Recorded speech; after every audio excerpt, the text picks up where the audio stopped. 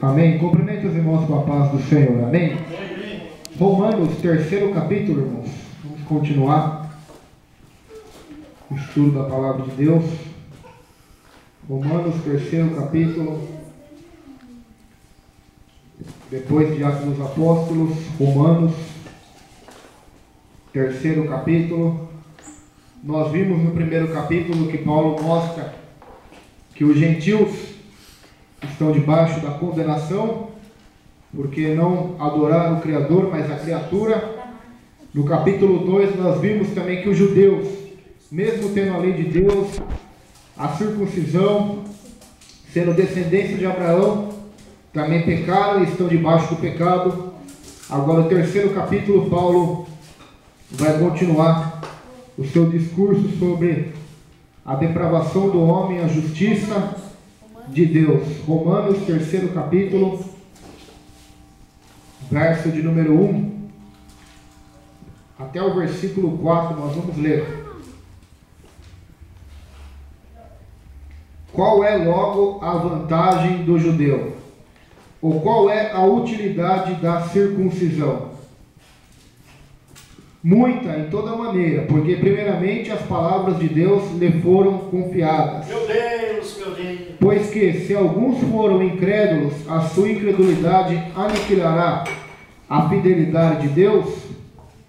De maneira nenhuma. Seja sempre Deus verdadeiro e todo homem mentiroso, como está escrito, para que sejas justificado em tuas palavras e venças quando fores julgado. Queridos, agora Paulo vai começar a falar sobre os judeus e os gentios. E ele começa com uma pergunta: qual é a vantagem do judeu diante dos gentios, diante daqueles que não têm a lei? Qual é a vantagem? Ou qual é a utilidade da circuncisão? O pacto feito de Deus com Abraão e com Moisés. Muitas, em todas as maneiras, porque a lei de Deus é boa, a lei de Deus é santa e é justa, é o correto, é perfeita, mas era impossível os judeus conseguirem guardar a lei de Deus. Todos eles pecaram, todos eles.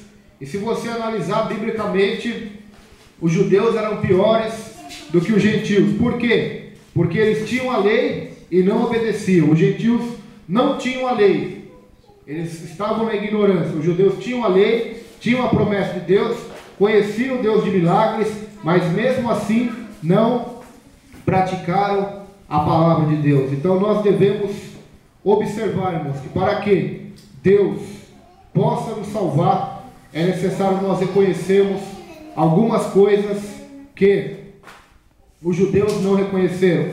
Qual foi o pior pecado dos judeus? Foi este: negaram a justiça de Deus para confiar na sua própria. Exemplo, Jesus veio até a terra para lhe trazer a salvação aos judeus, mas eles rejeitaram, os fariseus rejeitaram, Anás, Caifás rejeitaram. Por quê? Porque eles confiavam na sua própria justiça. Então eles rejeitaram a justiça que vem de Deus, a salvação que vem de Deus.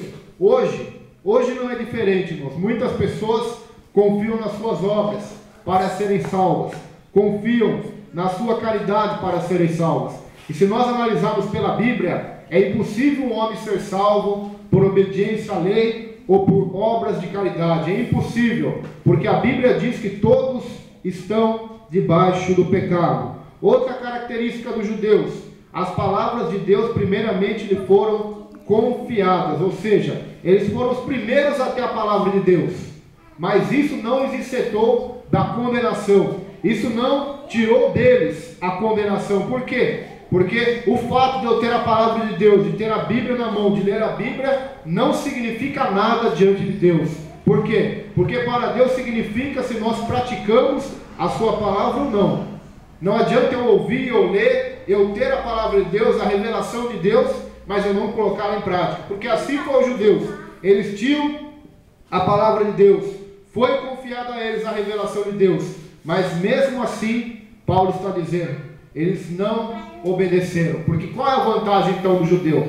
Eles tinham a circuncisão, tinham as promessas, tinham a palavra, mas não obedeceram. Então, que vantagem Paulo está dizendo eles têm diante dos gentios, das pessoas de outros povos, línguas e nações? Nenhuma, até pior, porque eles tinham algo a mais que as outras nações não tinham, e mesmo tendo isso, eles não obedeceram a Deus, eles rejeitaram a Deus. Então o pecado deles foi pior. Por isso a Bíblia diz que Jesus veio para o que era seus, mas os seus não receberam. E Paulo diz: mas por que isso aconteceu? Se alguns foram incrédulos, a sua incredulidade aniquilará a fidelidade de Deus? De maneira nenhuma. Seja sempre Deus verdadeiro e todo homem mentiroso, como está escrito: para que sejas justificado em tuas palavras e venças quando forem julgados. Nós temos a mania de medir a fidelidade de Deus na nossa vida pela aparência. As pessoas têm essa mania, mas a Bíblia diz: se alguns foram incrédulos, e a sua incredulidade aniquilará a fidelidade, a justiça de Deus, jamais.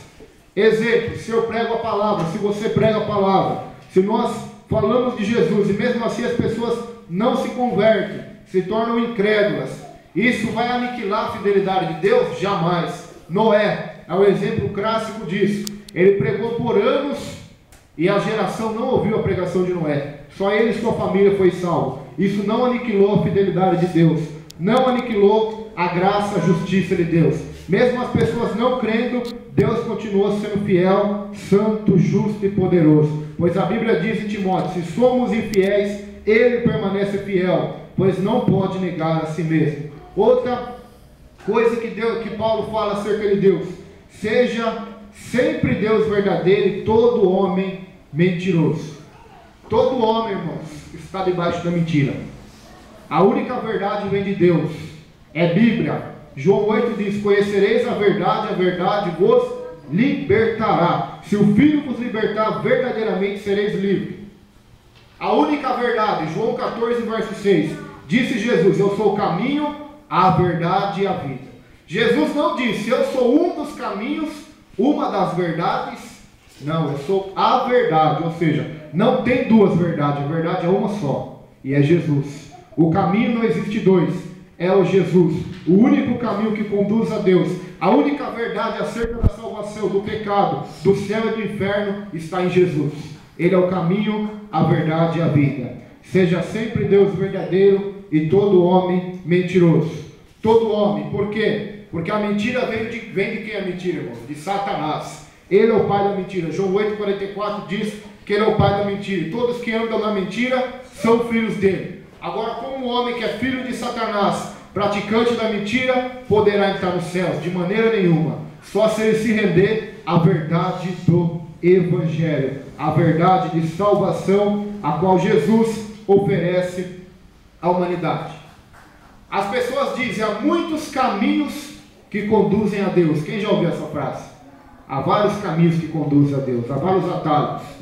Seja Deus verdadeiro e todo homem mentiroso.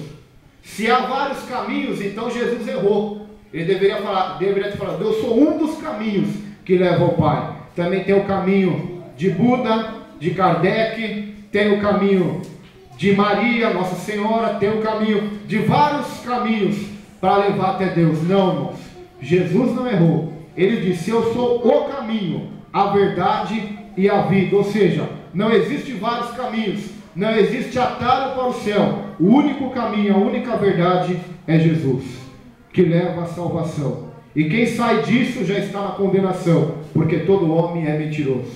E todos os caminhos que os homens inventam, reinventam, ou têm supostas novas revelações do Evangelho de Deus ou de anjos, são mentira, porque a verdade já está estabelecida. A verdade é a palavra de Deus, a verdade é do Senhor. Por isso tem uma frase que diz assim: não seja dono da verdade, mas seja o portador da verdade. Muitas das vezes o homem quer ser dono da verdade, e isso foi grandemente manifestado na vida dos judeus. Eles se achavam donos da verdade, se achavam melhores do que outros povos. Tanto que você lê o Evangelho, João capítulo 4, os judeus não se comunicavam com os samaritanos. Por que não? Porque se achavam melhores. Eles achavam que os samaritanos eram uma classe excluída da graça de Deus. Então os judeus não conversavam com os samaritanos. Então eles odiavam os romanos. Por isso Zaqueu era odiado, porque cobrava impostos para Roma. Porque judeus se achavam superiores a outros povos. Mas o Evangelho veio para igualar todo homem. Todo homem é igual diante de Deus, pois Deus não faz acepção de pessoas, é o que nós vamos ver. Verso 5 diz assim: e se a nossa injustiça por causa da justiça de Deus, que diremos? Porventura será Deus injusto, trazendo ira sobre nós? Falo como homem, de maneira nenhuma. De outro modo, como julgará Deus o mundo? Mas se pela minha mentira abundou mais a verdade de Deus para a glória sua, por que sou eu ainda julgado também como pecador? E por que não dizemos como somos blasfemados e como alguns dizem que dizemos? Façamos males para que venham bens. A condenação desses é justa. Aqui, meus irmãos, está mostrando mais uma vez a injustiça do homem. E Deus, será que Deus é injusto em condenar homens injustos? Paulo está dizendo aqui, será que Deus é mau, é ruim em condenar pessoas que andam na injustiça? Ou como Deus então julgará o mundo, a não ser pela sua retidão, pela sua justiça e pela sua palavra? A nossa mentira, a nossa injustiça abundou o que em Deus? A sua justiça e a sua verdade. Demonstrou claramente que para o homem não existia salvação. Para o homem não existia jeito de entrar nos céus. Por quê? Porque todos viveram na mentira, viveram na injustiça. É isso que Paulo está dizendo. E o único jeito de acontecer a salvação é a verdade de Deus abundar, é a glória de Deus abundar, é a justiça de Deus abundar. E nós vamos ver nesse próprio capítulo como a verdade de Deus abundou, como a justiça de Deus abundou e como Ele foi glorificado na vida de seu Filho Jesus Cristo de Nazaré. É isso o que Paulo vai dizer agora. Verso 9: pois que somos nós mais excelentes? Paulo fazendo uma pergunta: nós somos melhores do que algum povo? De maneira nenhuma, pois já dantes demonstramos que é no capítulo 1 e 2, que tanto judeus como gregos estão todos debaixo do pecado.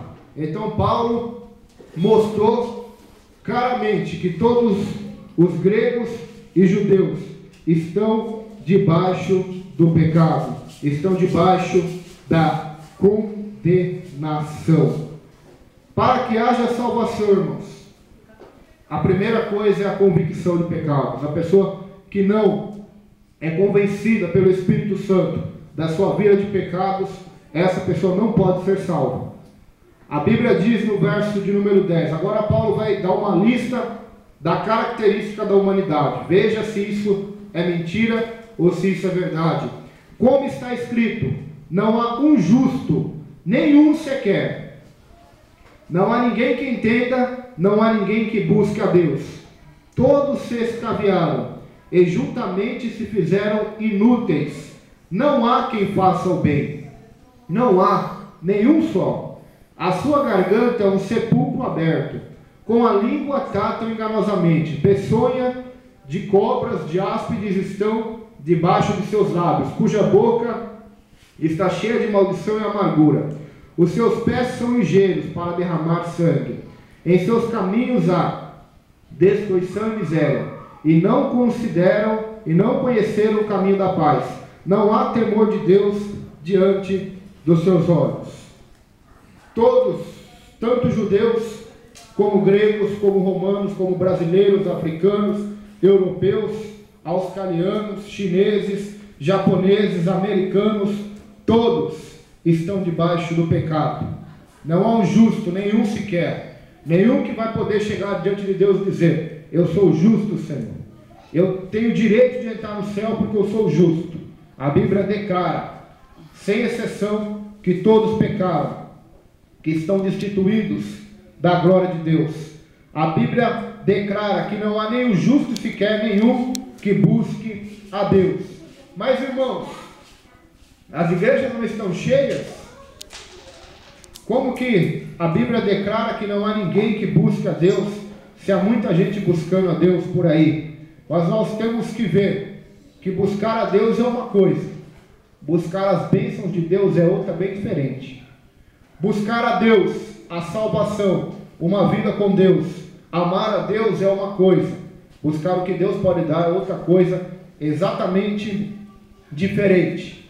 E a maioria das pessoas que lotam as igrejas, elas não buscam a Deus, elas buscam as coisas de Deus, a ajuda de Deus, a prosperidade de Deus, o casamento de Deus, a prosperidade de Deus, as portas abertas de Deus, as curas de Deus, os milagres de Deus, mas buscar a Deus realmente, nenhum homem deseja buscar. As pessoas não querem buscar a Deus. As pessoas que estão no mundo não querem buscar a Deus. Por isso a Escritura diz que não há nenhum justo sequer. Mas antes de conhecer a Cristo, não há nenhum justo. Depois de se conhecer a Cristo, então há justos, irmãos. É isso que nós vamos ver neste capítulo. As duas justiças de Deus. A justiça de Deus como seu caráter e a justiça de Deus colocada no ser humano de barro como nós, o ser humano falho como nós. É o que nós vamos ver no final desse capítulo, no capítulo 4 e 5, Paulo vai tratar sobre esse assunto. Mas antes de conhecer a Cristo, de nascer de novo, não há nenhum justo sequer. Você pode dar seus bens aos pobres, você pode dar cesta básica, você pode fazer orações, rezas, ser religioso, mas sem a justiça de Cristo você continua injusto. Qual é o exemplo na Bíblia? Atos capítulo 10, havia um homem chamado Cornélio.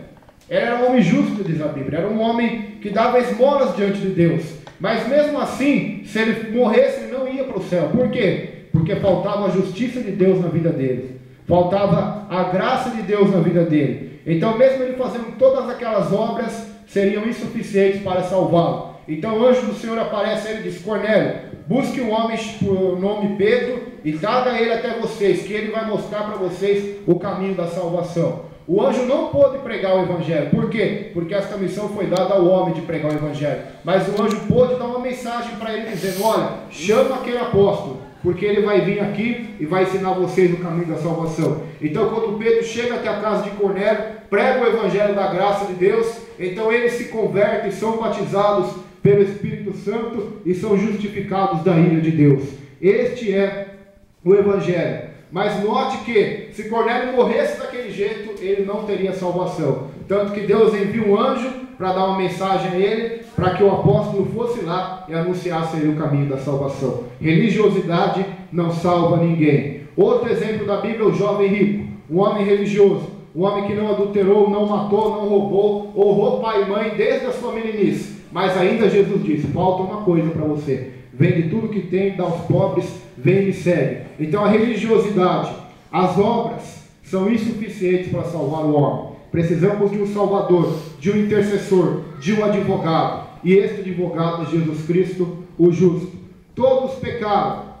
Olha só a característica da humanidade: não há quem faça o bem, mas não há nenhum só. Por que não há quem faça o bem?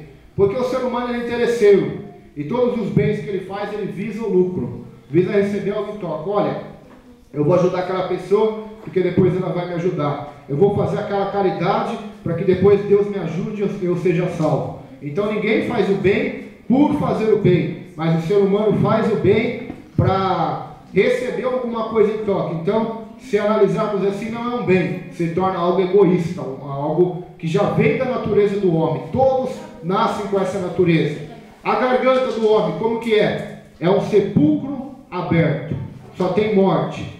Tratam enganosamente, enganam, fazem negócios de mentira. Há veneno debaixo dos seus lábios, há mentira, há lisonja, hipocrisia, falsidade, calúnia. A boca está cheia de maldição, de amargura. Estão amarguradas, contendendo entre si. Este é o sinal, irmãos, de que todos pecaram. Os pés das pessoas são ligeiros para derramar sangue, para matar, assassinar. Os caminhos das pessoas, a destruição e miséria. Não conhecem o caminho da paz. Não há temor de Deus diante de seus olhos. Isto é o retrato de toda a humanidade debaixo do pecado. Verso 19. Ora, nós sabemos que tudo que a lei diz, aos que estão debaixo da lei o diz, para que toda boca esteja fechada e todo mundo seja condenável diante de Deus. Por isso nenhuma carne será justificada diante dele pelas obras da lei, porque pela lei vem o conhecimento do pecado. Pela lei de Deus vem o conhecimento do pecado. Pela lei de Deus vem o conhecimento de que nós estamos longe do padrão de Deus. Jesus, em Mateus capítulo 5, 6 e 7, ele nos diz sobre a lei. E ele interpreta a lei como ela deveria ser interpretada. Pois os fariseus interpretavam a lei de uma forma simplista e de uma forma, mesmo que eles eram meio radicais e distorciam alguns pontos da lei, eles ainda foram superficiais na interpretação da lei. Jesus, quando interpreta a lei, ele vai a fundo. Ele diz: ouviste o que foi dito aos antigos, olho por olho, dente por dente? Eu, porém, vos digo, amai vossos inimigos, bendizei os que vos maldizem. Ouviste o que foi dito aos antigos, não matarás. Eu, porém, vos digo, quem odiar o irmão no seu coração já é assassino, já será réu do juízo de Deus. Ouviste o que foi dito aos antigos, não adulterarás. Eu, porém, vos digo, se algum homem ou alguma mulher cobiçar alguém em seu coração, já adulterou com ela. Então Jesus, ele vai profundo na lei. E se nós analisarmos o Sermão da Montanha, nenhum de nós conseguimos cumpri-lo. Ele é profundo, ele é um padrão da perfeição de Deus. Então nenhum homem pode se vangloriar diante de Deus pela sua lei. Por quê? A lei de Deus é boa, não estou dizendo que a lei de Deus é má. Ela é boa, o problema é nós que somos ruins. O problema é nós que somos maus. E a coisa boa da lei é exatamente isso, que ela mostra para o ser humano o quão longe ele está do padrão perfeito de Deus. O quão longe ele está da verdadeira vontade de Deus para o ser humano. O Éden, Adão e Eva, quando estavam no Éden, eles eram perfeitos, mas quando pecaram, então a imperfeição entrou na vida deles, e em toda a descendência de Adão e Eva, todos nasceram debaixo do pecado. Ninguém consegue ser justificado diante de Deus pelas obras da lei, porque é pela lei que vem o conhecimento de quem realmente somos aos olhos de Deus. Se você fazer um compromisso com Deus de ler a Bíblia todos os dias e tentar colocar em prática, você vai ver o quão débil, o quão falho você está, o quão longe você está realmente de praticar o que Deus requer de um homem. Você vai até dizer como Paulo: miserável homem que eu sou, o bem que eu quero fazer eu não faço, mas o mal que eu detesto fazer eu tenho feito. Quem me livrará do corpo desta morte? Por isso, irmãos, o crente que lê a Bíblia, que estuda as Escrituras, ele não vai se orgulhar pela sabedoria, pelo contrário, ele vai se humilhar diante da misericórdia de Deus, porque quem lê a Bíblia, quem estuda a palavra, quem ouve as pregações, reconhece o quão grande é o seu pecado, mas também reconhece, porque a Bíblia anuncia o quão grande, quão maior ainda é o Salvador e a sua graça abundando na vida de um pecador como nós. A salvação, irmãos, do ser humano, ela é tão impossível que só Deus pode fazer, irmãos. A verdade é essa. O jovem rico, quando ele rejeitou o convite de Jesus, Jesus disse assim: olha, quão dificilmente entrarão nos céus aqueles que têm riquezas. É mais fácil um camelo passar pelo furo de uma agulha do que um rico entrar nos céus. Então os apóstolos se admiraram e disseram assim: mas Senhor, se um rico é difícil entrar no reino dos céus, e nós então, Senhor, como que vamos ser salvos? Pedro faz essa pergunta a Jesus. Jesus fala assim para ele: Pedro, os impossíveis aos homens, a vocês, que é o que? De vocês serem salvos, são possíveis a Deus. Pois tem gente que acha que milagre para Deus é curar um paralítico, é curar um cego, é ressuscitar um morto, é abrir o mar. Mas o maior milagre, irmãos, de Deus, eu creio, a maior demonstração do poder do Evangelho é o poder para a salvação. Romanos 1,16. Não me envergonhe do Evangelho, porque o Evangelho é poder de Deus para a salvação. Esse é o maior poder do Evangelho, tratar pessoas corrompidas no pecado, que é impossível elas serem salvas, porque são ruins, perversas, egoístas. A sua natureza é depravada. O maior milagre é esse: Deus pegá-las e transformá-las em novas criaturas e justificá-las da sua ira pelo seu Filho e levá-las ao céu. O maior milagre do Evangelho. 1 Coríntios, Paulo diz assim: eu, quando fui ter convosco, não fui pregar palavras de sabedoria humana, mas fui em demonstração do Espírito de poder. E qual foi essa demonstração do Espírito de poder? Foi o falar em línguas? Foi o profetizar? Foi os curas? Se a igreja de Corinto já tinha tudo isso, todos os dons espirituais, mesmo assim continuou carnal? Não. A maior demonstração do poder foi a conversão de pagãos a Deus. Foi a conversão de homens a Jesus. Qual foi o maior milagre, irmão? A cura do cego Bartimeu ou a conversão total de Zaqueu? Qual o maior milagre, irmãos? A conversão ou a cura? A conversão, irmãos. Porque uma cura não pode salvar, mas a conversão é eterna, é para a salvação eterna. Os 10 leprosos, 10 foram curados, somente um voltou e pela fé foi salvo. Então, irmãos, a maior demonstração do poder da graça de Deus não vem pela lei, mas vem pela graça, vem pela fé em Jesus Cristo, o Nazareno. Vem pela fé. Os Gálatas, eles começaram no Espírito, mas depois quiseram entrar na lei, nos costumes judaicos de não comer carne de porco, guardar os sábados. Eles quiseram voltar à lei, guardar a lei de Moisés, não conseguiram. E Paulo disse assim: olha, Gálatas, eu estou fascinado a respeito de vocês. Vocês começaram no Espírito, agora estão terminando na carne. Vocês receberam o Espírito, foi pelas obras da lei ou pela pregação da fé? Paulo disse aos Gálatas, porque eles tentaram guardar a lei de Deus. Pela lei de Deus, ninguém consegue guardar, irmãos. Quem quer guardar o sábado, como fazem os adventistas, amém, mas não podem condenar quem não guarda, porque em Cristo a lei de Deus, da graça, essas leis já foram abolidas. O sábado e tantas outras aí, as comidas de não comer, porque não sei se os irmãos sabem, mas na lei os judeus não poderiam comer carne de porco, carnes que eram consideradas imundas, eles não poderiam comer. E tem pessoas que até hoje guardam essas leis, irmãos, achando que por elas que ele vai ser salvo. Não vai, irmãos. Esta lei já foi abolida. Em Atos capítulo 10, Pedro tem uma visão, ele vê um lençol cheio de animais puros e impuros, e Deus disse para ele: mata e come, Pedro. Pedro disse: mas Senhor, eu nunca comi nada impuro, como que eu vou comer deste alimento? E Deus disse assim para ele: não chame impuro aquilo que eu purifiquei. Ou seja, a graça de Deus já sobressaiu, e o que contamina o homem, como disse nosso Jesus, não é que entra, mas é o que sai da boca dele, é o que sai do coração dele. Isso é o que contamina o homem. Então nós devemos, irmãos, prestar muito atenção nisso, porque pela lei só vem o conhecimento do pecado. 21. Agora é a parte mais gostosa, irmãos. Todos acompanham a leitura. Agora Paulo vai demonstrar o Salvador. Mas agora se manifestou, sem a lei, a justiça de Deus, tendo o testemunho da própria lei e dos profetas. Agora, Paulo está dizendo: eu vou mostrar para vocês a manifestação, sem a lei, ou seja, sem as coisas da lei, mesmo que ela é apoiada e é testemunhada pela lei, pelos profetas, eu vou mostrar para vocês a justiça que Deus está oferecendo a vocês. Paulo disse aos romanos: agora eu vou mostrar a justiça de Deus oferecida à humanidade, sem a lei, que tem o testemunho da lei e dos profetas. Por que tem o testemunho da lei?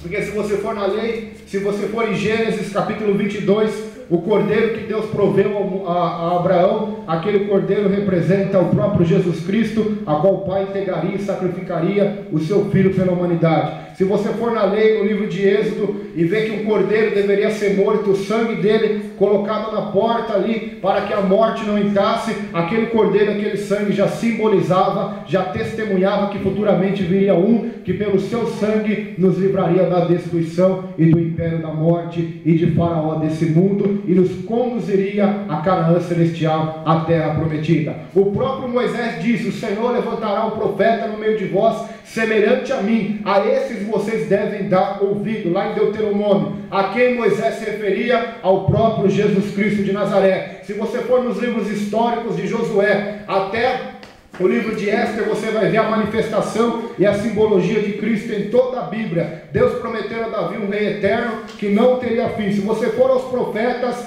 desde Isaías até Malaquias, todos eles anunciavam a vida de um Salvador. Então a justiça de Deus, ela tem o testemunho da lei e dos profetas. 22. Qual é essa justiça? Isto é, a justiça de Deus pela fé em Jesus Cristo, para todos, irmãos, para judeus, gregos, samaritanos, fariseus, para qualquer raça, e sobre todos os que creem, porque não há diferença, porque todos pecaram e destituídos estão da glória de Deus, sendo justificados gratuitamente pela sua graça, pela redenção que há em Cristo Jesus. Que palavras profundas e gloriosas. Primeiro, Paulo coloca todo mundo no mesmo patamar, no patamar da condenação, no patamar do juízo de Deus, no patamar de que nenhum homem tem que se gloriar diante de Deus. Pelo contrário, no próprio verso 19 ele diz que toda boca deve estar calada diante de Deus, porque todos são culpados diante de Jesus Cristo. Agora Paulo vai mostrar a salvação, e a salvação não é por obras, a salvação não é por pagar o preço, mas a salvação é pela fé em Jesus Cristo para todos e sobre todos os que creem, porque não há diferença. A salvação não é exclusivista, não é exclusiva de um povo ou de uma denominação. Todas as denominações que pregam que a salvação está inserida dentro delas, ou das suas liturgias de culto, das suas doutrinas internas, essas igrejas são hereges, são malditas, porque estão fora da palavra de Deus. Pois a salvação, ela não está dentro da romana, ou dentro da presbiteriana, ou dentro da assembleia, ou dentro de qualquer denominação. A salvação está dentro da graça de nosso Senhor e Salvador Jesus Cristo, que é oferecida a todos sem exceção. Esta é a salvação, irmãos, oferecida por Deus, pela fé em Jesus Cristo sobre todos os que creem. A justiça de Deus. Por que Cristo é a justiça de Deus, irmãos? Por que Cristo, ele é a justiça de Deus? Sabe por quê? Porque Deus é amor. Mas a Bíblia diz que Deus, ele também é justiça e juízo. A Bíblia vai mostrar isso. Se você nela e estudar, você vai compreender que Deus, ele tem misericórdia, mas ele também se ira. E qual é a ira de Deus sobre a humanidade? A humanidade, ela está debaixo da condenação e está fadada ao inferno. Por quê? Porque a ira de Deus está sobre a humanidade. Mas o que aconteceu então? Quando Cristo vem à terra e morre naquela cruz, aquela morte terrível, aquela morte sufocante, aquela morte onde ele derramou seu sangue, onde ele foi cuspido e sofreu coisas terríveis. O que significou aquilo? Cristo tomou da ira de Deus, que era para o homem, e toda a justiça de Deus, que era para recair sobre um homem, recair sobre a humanidade, recaiu sobre o próprio Filho de Deus. Por isso Isaías disse: o castigo que nos traz a paz estava sobre ele. Paulo também diz em Gálatas: Cristo nos resgatou da maldição da lei, porque está escrito: maldito é todo aquele que for pendurado em um madeiro. Então Cristo tomou a maldição do pecado, a maldição dos judeus desobedientes, dos gentios desobedientes a Deus, que não buscavam a Deus, que a sua garganta era perversa. Cristo tomou sobre si todos esses pecados e carregou na cruz e se ofereceu a Deus como um sacrifício. E através deste sacrifício, Deus o confirmou, que o aceitou, ressuscitando a Cristo dos mortos, e agora ele é justo e justificador daqueles que nele creem. Então, quando Deus olha para o homem, este homem, ele crê em Cristo, ele se entregou a Cristo, então este homem passa a ser justo, irmãos. Isto é a justificação. E é pela graça, gratuitamente, não é pelas obras, não é pelo que você faz, mas é pelo que ele é, porque ele é fiel, ele é santo, ele é amor, ele é justo. Então, pela sua graça, Ele nos comprou pela redenção que há em Cristo Jesus. Ele nos comprou do pecado, nos comprou do domínio de Satanás, do império da morte, e nos transportou ao império da luz, o império da vida, ao império da justiça. Por isso a salvação, irmãos, ela veio para todos, porque todos pecaram e estão destituídos da glória de Deus. Versículo 25: ao qual Deus propôs para propiciação pela fé no seu sangue, para demonstrar a sua justiça pela remissão dos pecados dantes conhecidos, sob a paciência de Deus, para demonstração da sua justiça nesse tempo presente, para que ele seja justo e justificador daquele que tem fé em Jesus Cristo de Nazaré.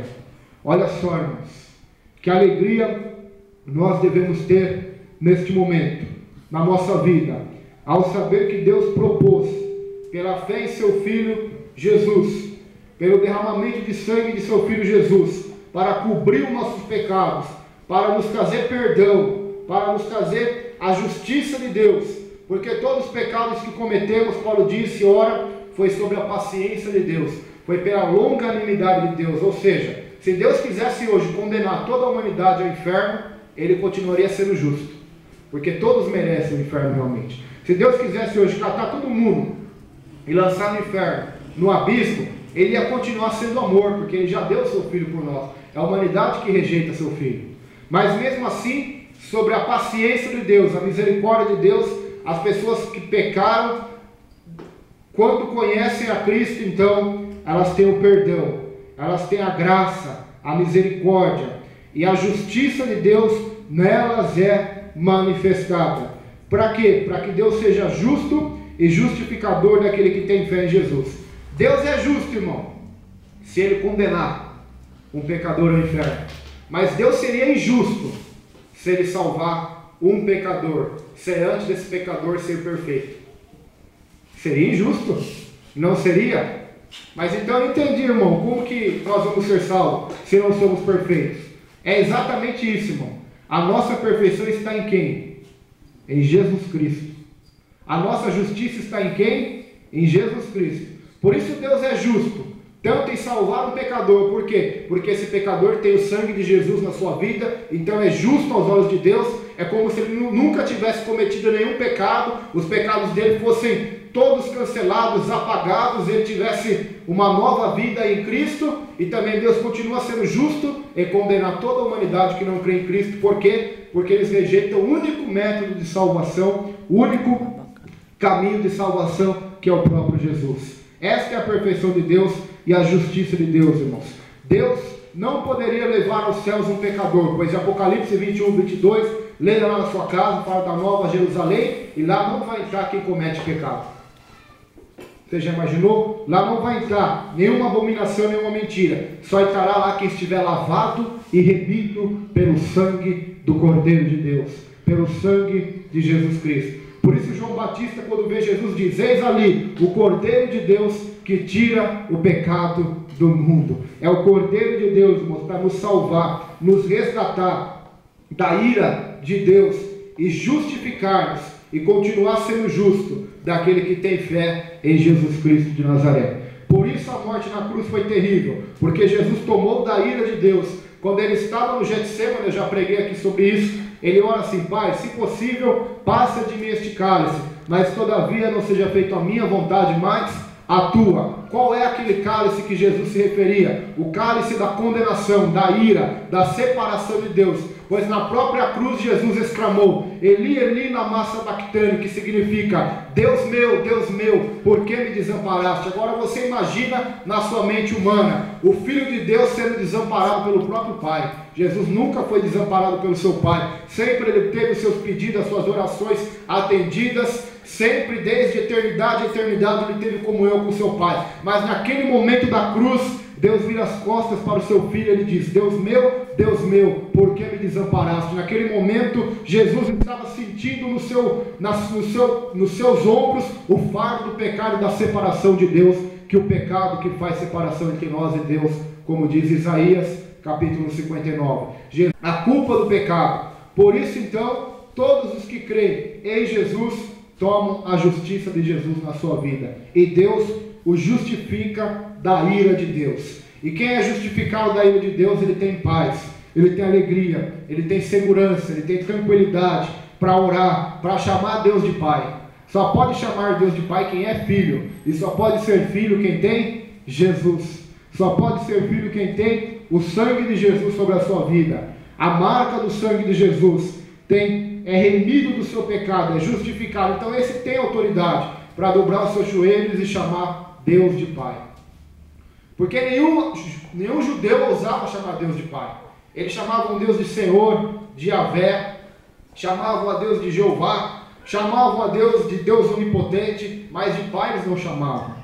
E quando Jesus vem à terra, então eles começam a ensinar os seus discípulos a chamarem Deus de Pai. Aquilo era um escândalo para os judeus, chamar Deus de Pai. Então eles querem se fazer iguais a Deus, eles querem ser semelhante a Deus, mas é exatamente isso que Jesus veio trazer na terra, para que todos voltassem a ser parte da família de Deus e filhos de Deus e chamar Deus de Pai. E como nós temos certeza disso? Romanos capítulo 8 diz que nós temos o Espírito que clama Abba, Pai. Qual que é esse Espírito? O Espírito Santo que Deus dá a todos aqueles que creem em Jesus Cristo. O Espírito Santo que Deus dá a todos aqueles que acreditam em Jesus Cristo. Então a Bíblia diz que esse Espírito que vai estar dentro de nós, ele vai clamar Abba, Pai. O que significa Abba, Pai? Na palavra no grego significa meu papai. Significa exatamente isso, irmãos, um relacionamento de intimidade e de profundidade com Deus. É o que nós vamos ver no decorrer desse estudo de Romanos.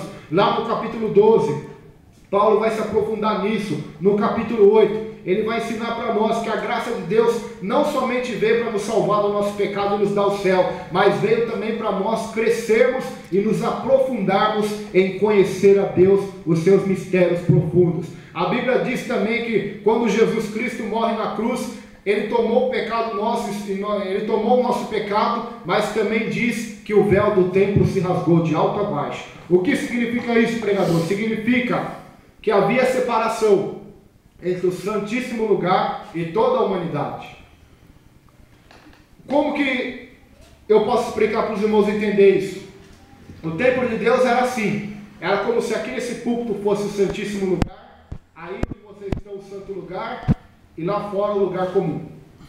E nesse Santíssimo Lugar havia um véu, e esse véu ninguém podia entrar para dentro, só o sumo sacerdote uma vez por ano. E dentro daquele véu existia a Arca da Aliança, representava a presença de Deus. Ali tinha as tábuas da lei escritas pelo dedo de Deus, o cajado de Arão que floresceu, a vara de Arão que floresceu e um vasinho com maná. E o sacerdote não poderia entrar lá, só uma vez por ano. Havia separação. O ser humano comum não podia ter esse acesso a Deus, essa intimidade com Deus. Mas quando Jesus morre na cruz, esse véu do templo se rasga, irmãos. O que então significa isso? Significa que hoje todos têm livre acesso gratuitamente pela sua graça ao trono da graça de Deus, à misericórdia de Deus. Hoje todos podem entrar no Santíssimo Lugar e desfrutar da comunhão com Deus, das maravilhas do Espírito Santo, dos dons espirituais, da presença de Deus, dos mistérios de Deus. Todos nós podemos desfrutar desta graça, irmãos, porque o véu já foi rasgado. É para pastor, é para membro, é para qualquer um. Tanto tenha um dia de crente como tenha 50 anos de crente. O véu foi rasgado para todos. Hoje todos, por Cristo, têm este acesso ao trono de Deus. Então, aqui está a salvação, irmãos. Versículo 27. Onde está logo a jactância? Se você quiser marcar aí, jactância é orgulho. Onde está então o orgulho? O orgulho dos gentios, o orgulho dos judeus.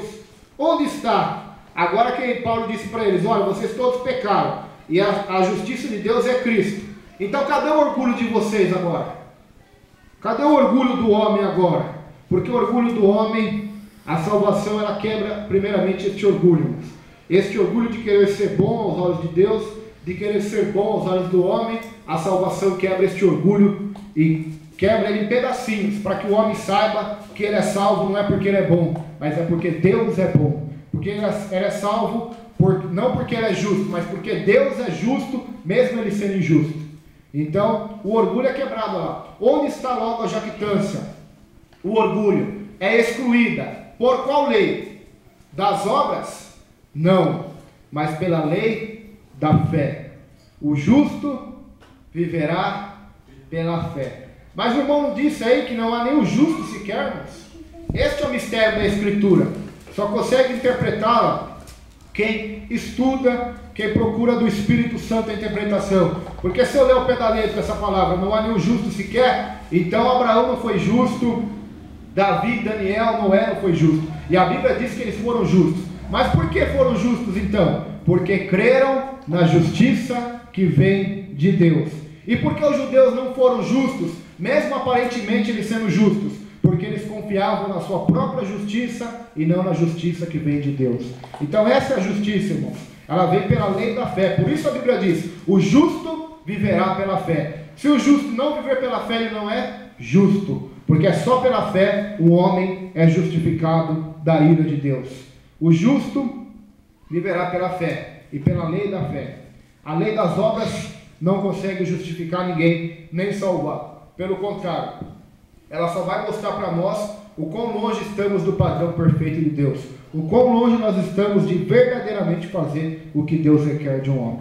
A lei só vai mostrar isso, irmãos, que nós somos pecadores. 28. Concluímos, pois, que o homem é justificado pela lei. Concluímos, pois, que o homem é justificado pela fé, sem as obras da lei. É porventura Deus somente dos judeus, e não é também dos gentios? Também dos gentios, certamente. Paulo, irmãos, ele estava cutucando o orgulho judaico.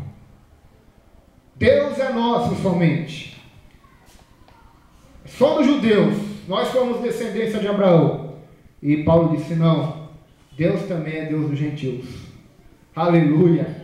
Graças a Deus, irmão. Senão nós não estaríamos aqui hoje. Você não é judeu, é? Seu pai é, né, de Israel? Tem a descendência de Abraão? Graças a Deus, irmãos.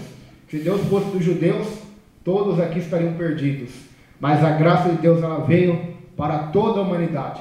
Eu tenho uma pregação que Deus me deu de Atos capítulo 1, sobre o tema "O propósito de Deus é maior". Tem ela escrita, tem ela na internet. E eu falo sobre isso, que quando Jesus ele vai se ascender aos céus, o apóstolo Pedro pergunta assim para ele: Senhor, o Senhor vai restaurar Israel nessa geração, nesse tempo? Então Jesus responde para Pedro, lá em Atos capítulo 1, verso 7, 8, 6, 7 e 8.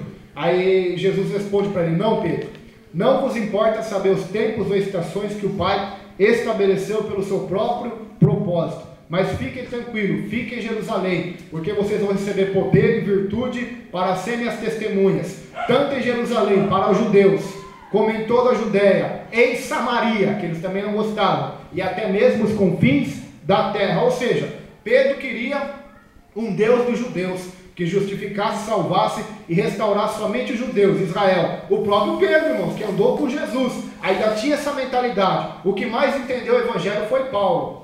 Paulo entendeu o evangelho muito mais do que Pedro. Se fôssemos colocar na porcentagem aí, Paulo ficou muito na frente de Pedro no entendimento claro do que é o evangelho e a salvação pela graça e não pelas obras da lei. E Pedro então entendeu que o propósito de Deus não era para os judeus, era para toda a terra. Enquanto ele estava preocupado com a salvação só dos judeus, Jesus estava falando para ele: olha, Pedro, você vai receber o meu poder e você vai trazer esta salvação, esta mensagem a toda a criatura, tanto judeus como quem está na Judéia, como quem mora em Samaria e até mesmo os confins da terra, pessoas que você nem sabe que existe, tribos de índios que você nem sabe que existe. A minha mensagem vai chegar até eles pelo poder do meu Espírito, irmãos. Enquanto ele se preocupava somente com os judeus, Deus estava trazendo salvação aos gentios também. Então é isso que vemos na Bíblia, irmãos. Em Atos capítulo 15 há um concílio. O primeiro concílio, a primeira reunião da igreja, ou aparentemente a bucha dos pastores e líderes. Qual foi? Foi por causa da lei. Porque Paulo estava pregando em todas as terras de Roma e as pessoas estavam se convertendo. Mas o que acontecia? E um grupinho de judeus ali e queria fazer eles se circuncidar, guardar sábado, guardar a lei. E Paulo se levantou contra aquilo. Ele até repreendeu Pedro na face por causa disso.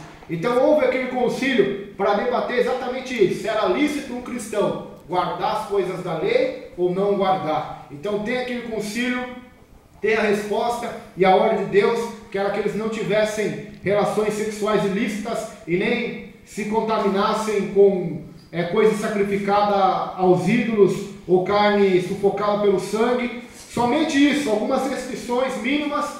Por quê? Porque eles entenderam que quando Jesus veio, a lei já foi abolida para que a graça de Deus se manifeste em Jesus Cristo de Nazaré. Por quê? Pela lei ninguém consegue chegar até Deus. E este é o orgulho de muitos. Este orgulho, saindo um pouco do assunto, este orgulho tem na igreja moderna ou não tem? De falar isso aqui. É porventura Deus somente dos judeus? Tem vários povos evangélicos que parece que Deus é somente deles. Que parece que só eles vão para o céu. Tem várias denominações que têm essa mentalidade. Eles estão na lei. Estão mais na lei do que na graça. Por exemplo, a CCB, a Congregação Cristã no Brasil, ela não aceita o batismo de outras denominações. Os irmãos sabem disso. Só o batismo deles é válido. Então, eles estão querendo se vangloriar dizendo que só a salvação a eles pertence. A Deus e amor. Se você não dá o dízimo lá, você é excluído da igreja. Sabia disso? Eles pegam algo da lei e fazem o cristão obedecer obrigatoriamente. E o dízimo, se você ler o Novo Testamento, ninguém é obrigado a dar. Dá quem quer. É voluntário, é com alegria, é com amor. Não por necessidade ou por tristeza, porque Deus ama aquele que dá e dá com alegria. Então eles obrigam os seus membros a dar o dízimo. E quem não dá é excluído, é chamado de ladrão, é chamado de vários e vários nomes e é ameaçado com tantas e tantas coisas, como devorador, sabendo que a Bíblia diz que Cristo nos resgatou da maldição da lei, inclusive dessa maldição de Malaquias 3, dizendo que o devorador vai nos roubar. Cristo nos resgatou, irmão. Se não fosse assim, todos nós aqui estaríamos passando fome, porque eu tenho certeza que você não conseguiu toda a sua vida ser dizimista a Deus, toda a sua vida. Então, se um mês você falhasse, o devorador era para ter destruído a sua vida e te lançado na miséria. Mas por que a maldição não veio? Porque Cristo nos resgatou da maldição da lei. Então essas igrejas, elas estão na lei e não na graça. E essa lei que eles pregam e que eles ensinam não vai trazer salvação a ninguém. Você já imaginou a pessoa não ser salva porque não deu um dízimo? Então foi pelo dinheiro que ela foi salva e não pela fé em Jesus Cristo. Você já imaginou a pessoa não ser salva porque não guardou um sábado, como os adventistas pregam também? Você já imaginou a pessoa não ser salva porque comeu uma carne de porco? Isso é inadmissível, irmãos. Isso é catar o que Jesus fez na cruz, rasgar e jogar no lixo e dizer que as obras têm mais importância e são mais fortes e mais suficientes do que a graça, a misericórdia e o amor de Deus. Não tem condição, irmãos. E é exatamente isso que nós temos visto acontecer no meio evangélico atual. Esta troca, esta barganha que as pessoas têm feito com Deus, tentando comprar Deus, tentando colocar coisas da lei em superioridade ou até em igualdade com a graça de Cristo. Não tem como, irmãos. Se você quer guardar sábado, pode guardar. A Bíblia não condena, irmãos, quem guarda sábado ou quem deixa de guardar. Em Colossenses, Paulo fala sobre isso, sobre pessoas que guardam ou deixam de guardar. Eu quero só ler para os irmãos entenderem. Colossenses, abra aí Colossenses. Colossenses,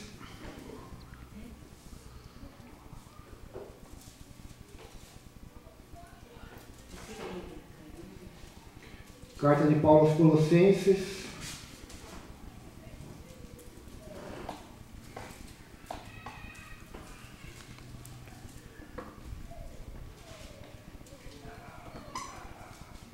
capítulo 2, verso 14, 15, 16 e 17. Paulo fala muito sobre isso. Ele mostra a diferença da lei e a diferença da graça. Colossenses 2, verso 14 diz assim: havendo riscado a cédula que era contra nós nas suas ordenanças, o qual de alguma maneira nos era contrária, e atirou do meio de nós, cravando-a na cruz, despojando os principados e potestades, os expôs publicamente, e deles triunfou em si mesmo. Portanto, ninguém vos julgue pelo comer ou pelo beber, ou por causa dos dias de festa, ou da lua nova, ou dos sábados, ou sabate, o dia de descanso, que são sombra das coisas futuras, mas o corpo é de Cristo. Verso 21, verso 20 e 21 agora. Se, pois, estáis mortos com Cristo quanto aos rudimentos do mundo, por que vos carrego ainda de ordenanças como se vivesses no mundo? Tais como, não toques, não proves, não manuseis, as coisas todas perecem pelo uso, segundo os preceitos e doutrinas dos homens, os quais têm na verdade alguma aparência de sabedoria, em devoção voluntária, humildade e em disciplina do corpo, mas não são de valor algum, ou seja, não podem salvar, senão para a satisfação da carne. São somente para orgulho, essas ordenanças, Paulo está dizendo, de a pessoa ser obrigada ao dízimo, obrigada a guardar o sábado. Isso é só para a carne dele se alegrar, para ele chegar na igreja lá, aí está estampado a lista dos dizimistas, e o nome dele está lá na frente como o maior dizimista da igreja. Isso é abominável às olhos de Deus, irmãos. Deus e Jesus nunca nos mandou se mostrar para o homem, mandou, pastor José? Tanto que oração no monte, por que os crentes não gostam de ir no monte? Porque lá não tem demonstração. Lá é você e Deus somente. Lá você não vai se demonstrar para o pastor, vai se demonstrar para a igreja. Lá você não vai, lá é você e Deus, e a escuridão, entre aspas, né? Porque lá Deus manda a sua luz, a sua glória, e não vai ter demonstração. Então, irmãos, é assim o que Paulo está dizendo. Ninguém vos julgue pelo comer, pelo beber, ou se você guarda o sábado ou não. Nós vamos ver isso em Romanos 13 e 14, Paulo vai falar sobre isso. Um crê que pode comer carne, outro crê que não pode, come legumes. Aquele que come carne não despreza o que come legumes, e o que come legumes não despreza o que come carne. E Paulo vai falar sobre esses assuntos, irmãos.